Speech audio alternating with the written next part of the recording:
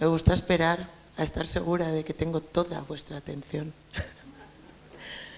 Por eso el pequeño silencio. Hombre, un fuerte aplauso, por favor, a los recién llegados.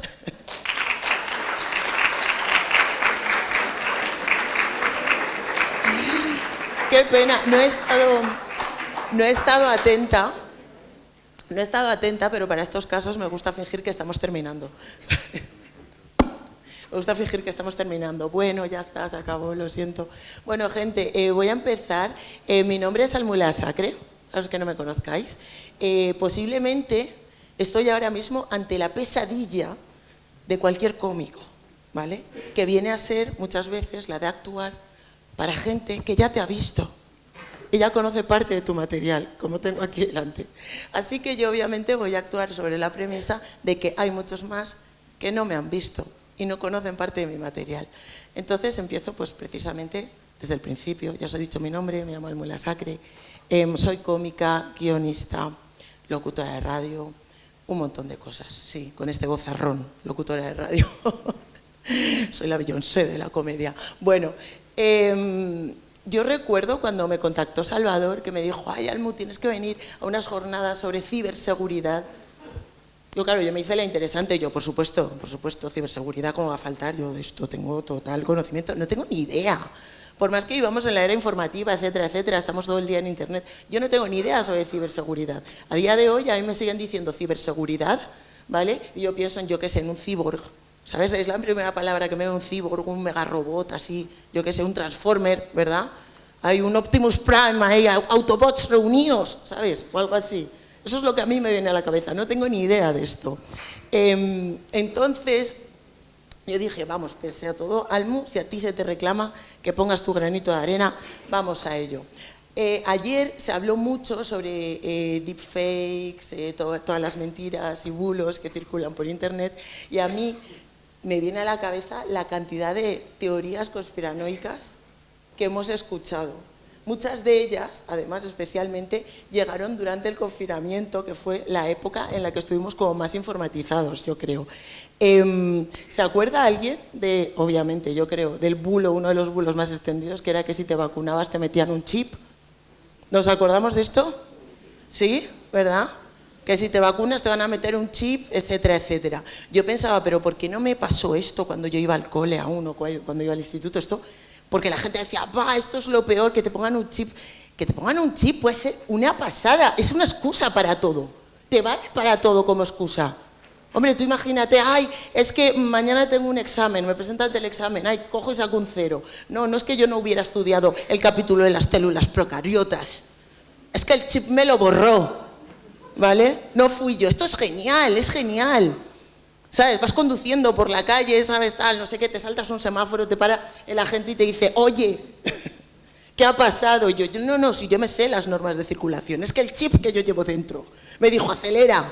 Eso es fantástico, ¿dónde está el problema? Claro que sí, yo iría a muerte con el chip. Unas cosas de las que me llamaron la atención, obviamente, sobre este tema de las vacunas, la gente volviéndose loca con el tema del chip. Hay gente que hizo, obviamente, la necesidad virtud, ¿vale? La necesidad virtud. Yo recordaba ayer al personaje este, que seguramente a nadie os suene porque tenéis un poquito de coco, parece, ¿no? Que es el señor Josep Pamiés, que salió por la tele, que este es un pseudocurandero que decía que lo podía curar todo haciéndole a la gente, adivinado, haciéndole a la gente beber lejía. Claro que sí, vamos, te cargas a la persona del todo. Haciendo a la gente beber lejía, tuvieras lo que tuvieras, COVID, depresión, ansiedad, un poquito de autismo, tengas lo que tengas, échate un chupito de lejía que te lo va a curar. Y yo alucinaba sobre todo con las personas que siguen este tema, quien se lo cree, porque ya más allá de que alguien coja, abra la cabeza, abra la boca y se ponga a decir distintos bulos, el problema es quien se lo cree, alguien, o sea, que no tiene ni siquiera apariencia de verdad esto. ¿Cómo voy a beber lejía, cariño? Hay unos mínimos, ¿sabes? Hay unos mínimos. Entonces, claro, la desesperación, por lo visto, hace esto, ¿no? Y yo me preguntaba eso de quién, en su sano juicio, un día se levanta y dice, ¿qué cardiólogo ni qué leches? ¿Cómo que cardiólogo? ¿Sabes? Esa persona que se ha pegado toda su vida estudiando una carrera, tal, no sé qué, no. Yo prefiero al que me pasa unos perejiles por la cara, que me resulta más viable. Hombre, por favor, esto es rarísimo, de verdad. Más cosas que sucedieron, porque ¿a alguien le suena lo del tierraplanismo? Sí, ¿no? ¿Sí? Para la alegría de... Yo siempre pregunto si Galileo Galilei levantará la cabeza y viera de lo que estamos hablando en 2025, las teorías conspiranoicas, que si tierraplanismo, etcétera, etcétera. Ay, perdonad un momento, además esto, un fuerte aplauso para mí que voy a preguntar. Perdóname, señor técnico. Esta soy yo. Señor técnico, no se va a pensar. ¿Me pusiste el tiempo?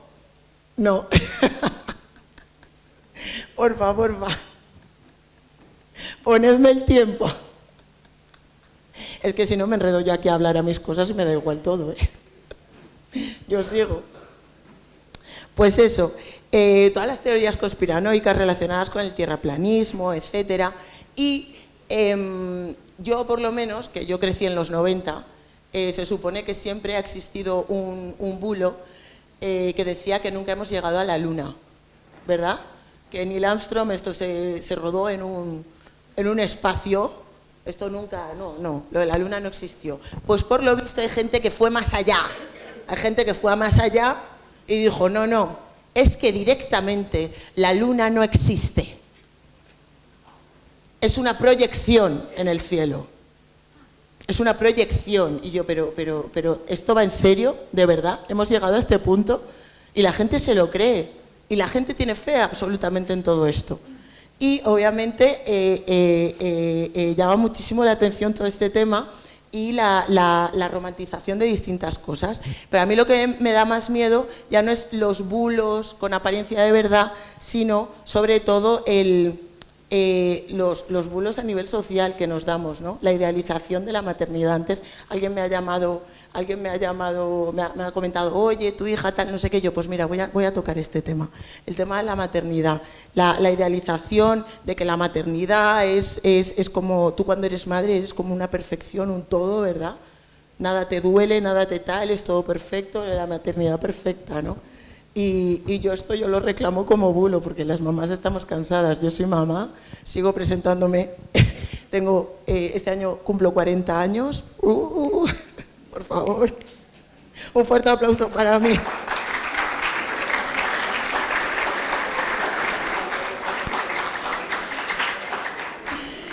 Duelen, pero yo lo repito mucho por si acaso se me quita. Duelen mucho. Este año cumplo 40 años, llevo 14 años de relación, 10 de matrimonio, 4 de maternidad, 5 este año. No tengo ganas de vivir. Y claro, a mí me habían dicho que esto de la maternidad, ¿vale? Era un todo, que yo ahí me iba a sentir completa, que era perfecta, que no duele, que es fantástico, es estupendo, no tienes sufrimiento, tú cuando eres madre eres súper potente, omnipresente, siempre estás. ¿Hay madres en la sala? Sí, por favor, todo aquel que tenga descendencia que grite ay, ay, ay. ¿Por qué hemos hecho esto? Sé que seguro que hay cosas que os quedan súper lejanas, pero a mí nadie me la había contado. Yo decía, sororidad es que alguien le diga a su congénere que puede que ande agotada como por 3 años. Como por 3 años y más, ¿no? ¿Más? ¿Sí? Me han dicho que la etapa más dolorosa es la de vuestra edad, ¿eh? Me han dicho que la adolescencia es más compleja, ¿verdad? 3 años. Mi hija tiene 5, yo estoy agotada. No veo luz al final del túnel. Espera, pero por favor, es que además me dicen, no va a ir. Pero es que claro, a mí me dijeron, no, ahí va a ser todo estupendo, todo fantástico, todo maravilloso. Por favor, yo no sé que tengo una niña o un murciélago, de verdad la niña es mitad humana, mitad murciélaga, me ha salido. Esta mujer todo el día, y pa' aquí, pa' allá, es un terremoto, el diablo de Tasmania directamente. Toda la casa ha hecho un desastre, que yo la preparé, de verdad, 5 años tiene la niña, pero yo me pegué 3 sin dormir. 3 años sin dormir, 3 años sin dormir. Se suponía que yo, a raíz de ser madre, yo iba a ser una persona fantástica y una leche. ¡Au! Mi carácter ha cambiado, yo me volví mala persona. Yo me metí en la maternidad siendo buena persona. Pero a día de hoy tú me tocas las narices. Odiarte no te odio, pero a la mínima que necesites respirador y yo cargar el móvil, te desenchufo. Y a freír espárragos. ¿Por qué? Porque estoy cansada, estoy agotada. No tengo yo la paciencia, no hablo con nadie, no tal. Me vienes a hablar y me gruñes y te gruño. ¿Por qué? Pero porque no he dormido. No he dormido. Vivo sin vivir en mí. De verdad. No puede ser. Ay, muchas cosas que me dijeron de la maternidad, muchas. Yo recuerdo, sobre todo las obsesiones ahora que tenemos, yo no sé si aquí sigue pasando, si sois conscientes de vuestros hijos, etcétera, etcétera, si pasan por esto, pero antes se supone que, por ejemplo, en algo tan simple como la elección del colegio, ¿vale? Se supone que en algo tan simple como la elección del colegio no tenía que haber ningún tipo de estrés, le apuntas en el que haya delante, ¿verdad? Pues yo, a mi peque, como se supone que a partir de que tú elijas uno u otro es más inteligente, es mejor, etcétera, etcétera, pues yo me volví loca, yo hice una tournée. Yo quiero que la mía esté en uno bilingüe, Montessori, Ana Morenau, Struffen. Vamos, me pegué una tournée y llegué a uno. Y me dijeron, mira, este es estupendo, tiene aula sensorial. ¿Aula sensorial os suena de lo que es el aula sensorial? Sí, ¿no? ¿Hay gente que os suena? Claro, yo no tenía ni idea de lo que era el aula sensorial. Yo no tenía ni idea de lo que era el aula sensorial. El aula sensorial, para lo que no lo sepáis, ¿vale? Porque claro, a mí la primera vez que me dicen aula sensorial, yo pensaba en algo así como Matrix, ¿no? Yo decía, ¡buah, la niña va a llegar ahí, lo va a sentir todo, va a ser todo luces, colores, olores, sabores! ¿Verdad? Nada que ver, nada que ver. Llego ahí, porque claro, me llaman por teléfono y me dicen algo, mami, porque claro, tú cuando eres madre pierdes el nombre, te llamas mami. Mami, necesitamos que te traigas gravilla. Y yo, perdona, gravilla, porque sí, como que de repente tienes que traerte el otoño, hojas secas, tal, gravilla, y me dice, sí, es que estamos experimentando sensaciones. Y yo, ¿sensaciones? ¿Con gravilla? ¿Qué estáis haciendo? ¿Hay crossfit para bebés o qué? Me dijeron, no, es que es para el aula sensorial. Y yo, vale, aula sensorial. Me presento ahí, todos estropajos pegados por el suelo, bayetas hechas tiras por las paredes, gravilla, que tenía que traer yo. Y yo hemos pagado 120 pavos de materiales para una niña que no es consciente de que ha nacido siquiera, no sabe que ha nacido. Y encima yo te tengo que traer gravilla, ¿sabes? Hombre, por favor. Pero estamos embebidos como en muchas tonterías, en muchas locuras. Gente, no estoy segura de si me he pasado del tiempo, ahora sí, me están diciendo ya. Claro, es que me he metido directamente aquí a hablar de quién hay, etcétera, etcétera. Bueno, gente, voy a ir dando paso al primer ponente. Salvador, ¿sales tú? Vale, pues un fuerte aplauso para Salvador. Gracias.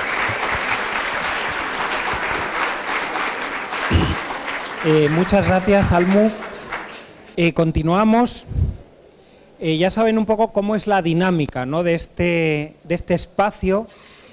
No solo tenemos conferenciantes, sino que también tenemos 4 grupos de trabajo, ¿no? 4 grupos de trabajo que se proyectan en cada uno de los 4 colectivos.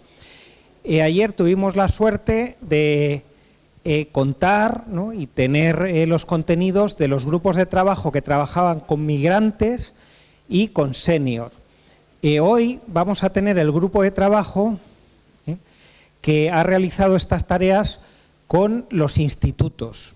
Han ido unos días a los institutos, les han pasado encuestas y les ha permitido extraer algunas de las temáticas que los estudiantes de instituto tienen como inquietud en materia de uso seguro de nuevas tecnologías.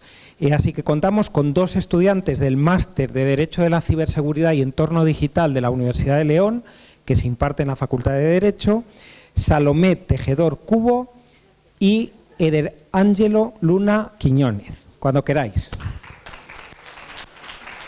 La presentación, ¿no? Sí, está, te lo mando por correo. Bueno, primero que nada, muchas gracias por estar aquí y escucharnos. Y bueno, como bien ha dicho Salvador, vamos a hablar sobre las preocupaciones que tienen los jóvenes, sobre la ciberseguridad, el entorno digital, etc. Bueno, comenzaremos diciendo que el 95% de los incidentes de ciberseguridad ocurren por hechos que tienen que ver con un factor humano. Sabemos de sobra que las empresas invierten en tecnología para protegerse, pero ¿qué pasa con los jóvenes? ¿Se sienten suficientemente protegidos o sienten que la ciberseguridad no tiene nada que ver con ellos?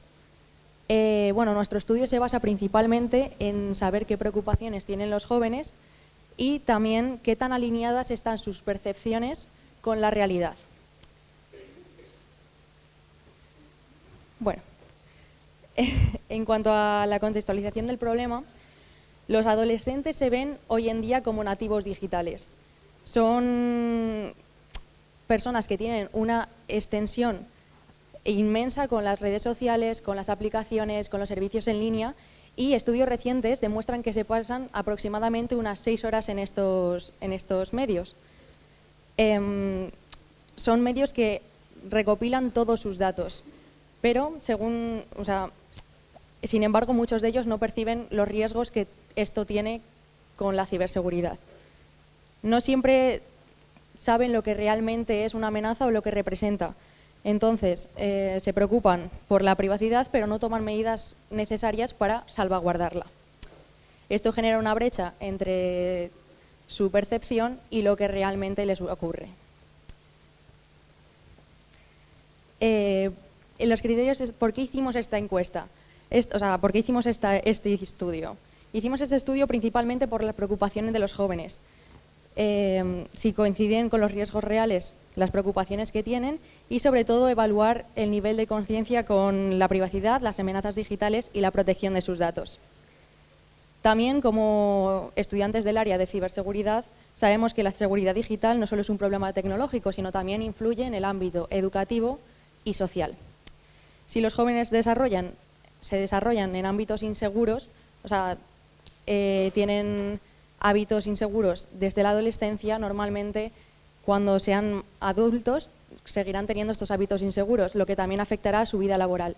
Por tanto, debemos aportar medidas para arreglar esta situación.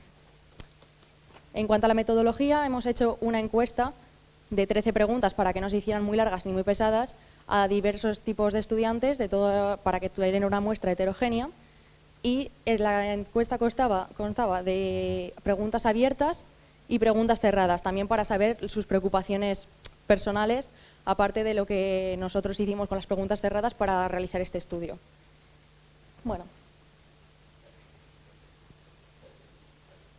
En cuanto a los resultados, lo dividimos en 4 áreas claves, que son la privacidad y la protección de datos personales, la seguridad en redes sociales y la gestión de contraseñas, la percepción de los riesgos ante ciberataques y el ciberacoso, la desinformación y la suplantación de identidad.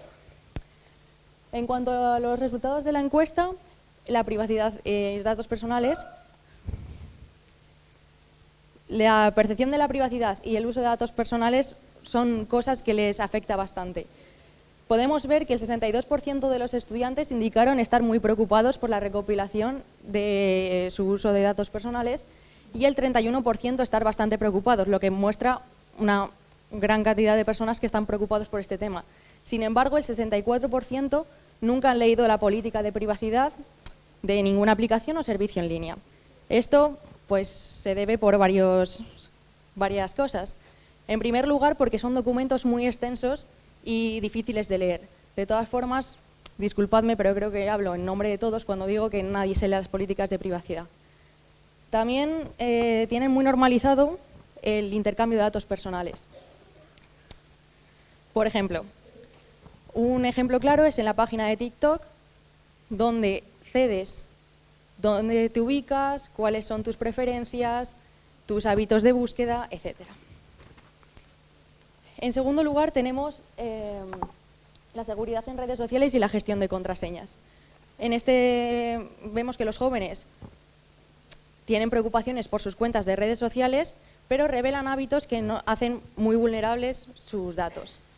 El 55% afirma confiar poco en la seguridad de las redes sociales y el 15% no confiar en absoluto. Sin embargo, si lo vemos, un 53% utiliza la misma contraseña para todas sus redes y sus cuentas y el 51% no tiene activada la verificación en 2 pasos. Esto sugiere y da lugar a pensar que los jóvenes no implementan las medidas de seguridad más básicas para proteger sus cuentas. Un claro ejemplo de lo que puede pasar por esto es el credential stuffing, que es que los ciberdelincuentes adquieren tus credenciales y entran en varias cuentas con solo unas credenciales que han sacado de una red social. Pasamos a la percepción del riesgo ante ciberataques. Cada vez son más consecuentes de los ciberataques, pero no son totalmente capaces de identificarlos. Como vimos en la encuesta, el 47% de los estudiantes están muy preocupados al ser víctimas de ciberataque y el 31% muestra bastante preocupación. Pero si le preguntamos sobre si saben identificar un ciberataque, por ejemplo, de phishing, vemos que solo 16 de los estudiantes dijeron que están totalmente seguros de poder identificarlos. Y eso es que, aunque perciben los ataques como una amenaza real, no cuentan con las herramientas para protegerse. Por último, en cuanto al ciberacoso, la desinformación y la suplantación de identidad, vemos que casi todos los estudiantes mostraban bastante preocupación en estos ámbitos. El 51% estaban muy preocupados por el ciberacoso y el 33% muy preocupados por la manipulación de información en redes. Aparte de ello, también en las preguntas abiertas vimos que muchos de ellos se preocupaban por la suplantación de identidad, el robo de imágenes personales, etc. Aquí vemos que los jóvenes cada vez son más consecuentes del impacto social y psicológico que pueden tener las redes sociales en su vida, pero no siempre saben cómo actuar en estas amenazas. Muchos no saben cómo denunciar estas situaciones por miedo o desconocimiento de los procedimientos judiciales. Y bueno, le paso la palabra a mi compañero Ángelo, que os va a hablar de la percepción versus la realidad.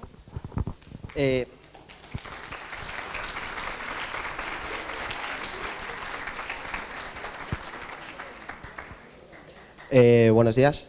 Yo trataré de analizar los datos mostrados por mi compañera y relacionarlos con teorías y marcos normativos. En primer lugar, quiero hablar sobre la percepción que hemos tenido acerca de los datos captados ante la realidad que ostenta realmente los datos. Y bueno, quería mostraros que la verdad que estos datos llegan a reflejar una preocupación significativa de los jóvenes por la privacidad y su seguridad en línea. ¿Qué pasa? Que estas inquietudes realmente no se llegan a traducir a prácticas efectivas en cuanto a la protección de sus datos.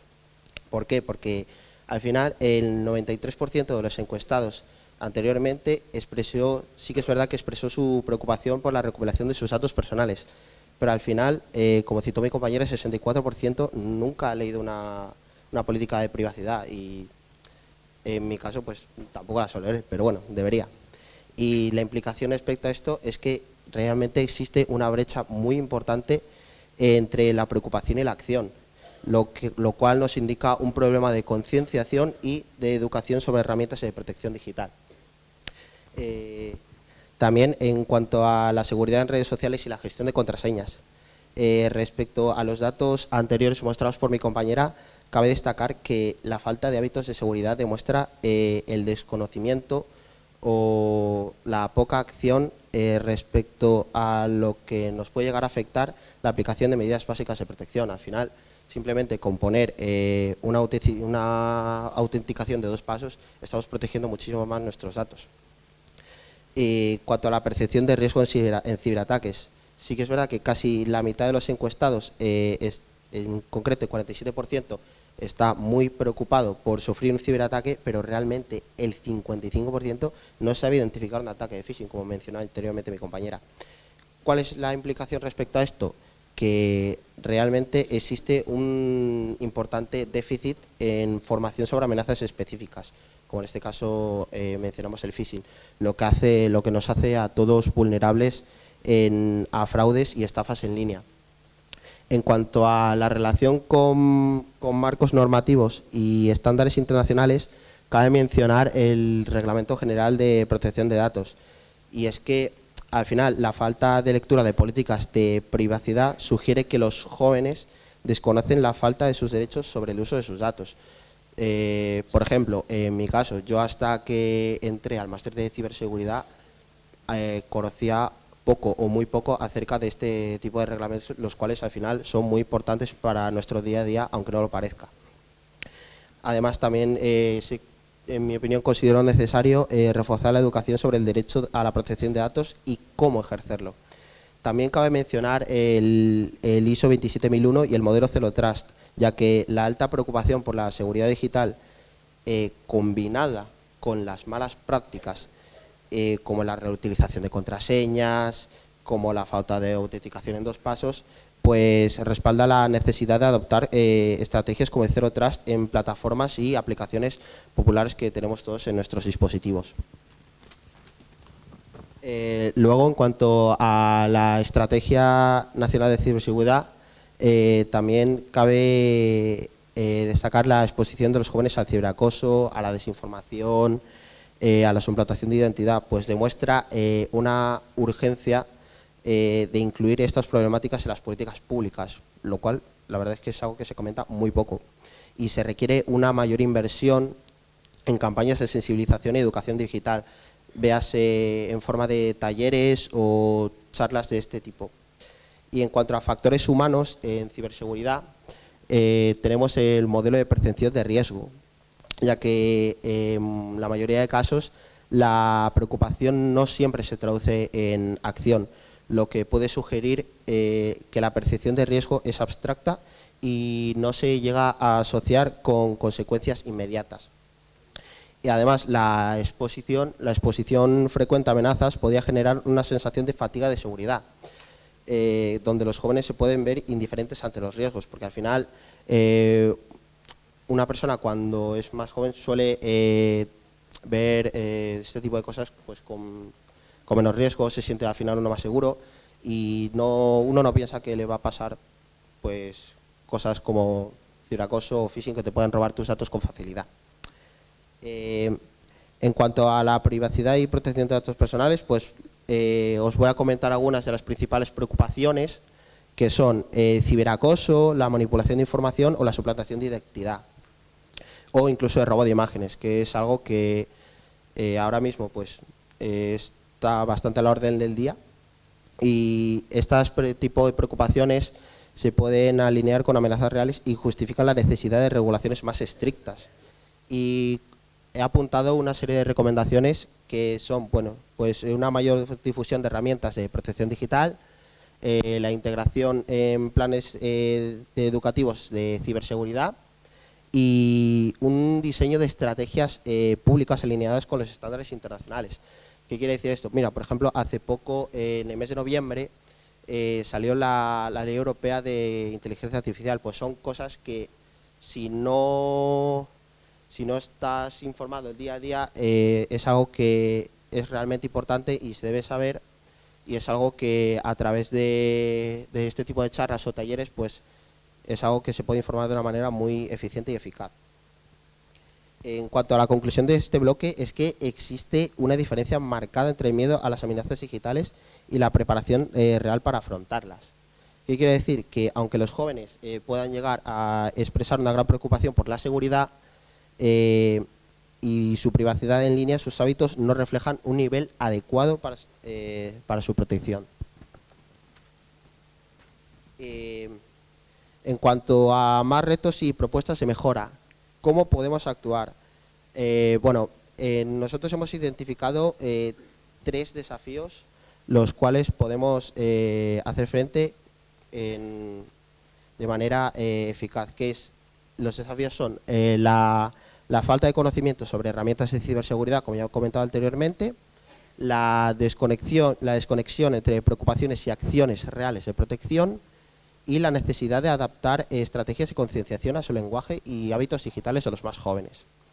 ¿Qué proponemos para mejorar todo esto? pues incluir la seguridad en la ciberseguridad en la educación secundaria, como a través del desarrollo de programas educativos con talleres prácticos sobre privacidad, sobre gestión de contraseñas, sobre detección de amenazas digitales.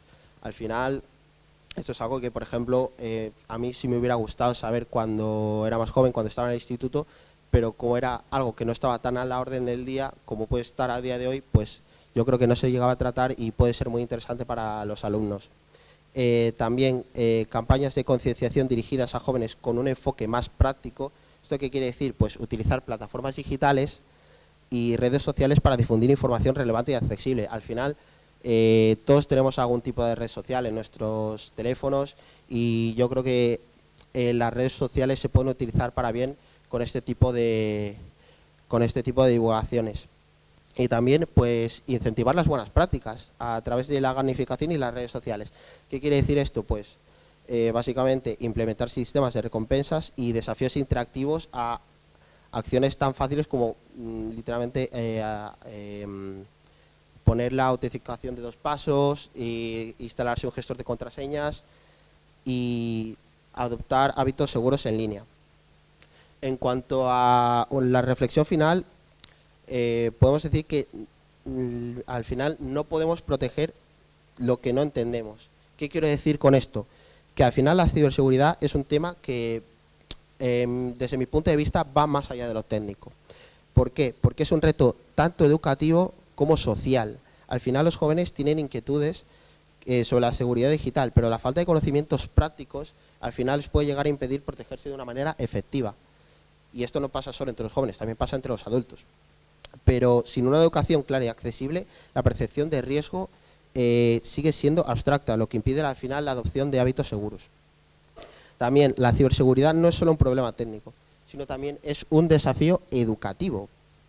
¿Por qué menciono esto? Porque al final las estrategias de ciberseguridad deben adaptarse a la realidad digital de los jóvenes, puesto que no basta con imponer regulaciones o desarrollar nuevas tecnologías, sino que es fundamental que las iniciativas de concienciación se alineen con los hábitos de uso y el lenguaje digital. Y al final, como conclusión final, podemos decir que los jóvenes están preocupados, pero no siempre actúan en consecuencia. Porque al final existe una brecha muy clara y muy evidente entre la percepción de riesgo y las actuaciones tomadas para mitigar los peligros digitales. Porque sin estrategias efectivas de concienciación, la preocupación sigue siendo básicamente una sensación de inseguridad. Porque al final, sin medidas concretas de protección, seguimos siendo totalmente vulnerables ante los ciberdelincuentes. También que existen brechas entre su percepción y las estrategias actuales de ciberseguridad, porque aunque los marcos normativos y los estándares de ciberseguridad buscan garantizar un entorno más seguro a la hora del uso de las nuevas tecnologías, muchos de nuestros jóvenes desconocen sus derechos y aplican prácticas básicas de protección, como las citadas anteriormente. Además, que la falta de alineación entre sus hábitos digitales y las políticas de seguridad, pues refuerzan estas brechas. Y por último, la educación y la concienciación digital deben evolucionar para adaptarse a sus hábitos. ¿Qué quiero decir con esto? Pues que al final, una de las claves para reducir la vulnerabilidad digital no solo está en la implementación de herramientas de seguridad, sino que está en una educación, como cité anteriormente, continua y totalmente accesible. Es decir, pues integrar la ciberseguridad en la educación secundaria o utilizar formatos innovadores como la gamificación y las campañas en redes sociales. Además de fomentar un pensamiento crítico a la hora de utilizar las nuevas tecnologías y el entorno digital, pueden ser pasos esenciales para fortalecer la protección de los jóvenes en esta nueva era digital. Muchas gracias.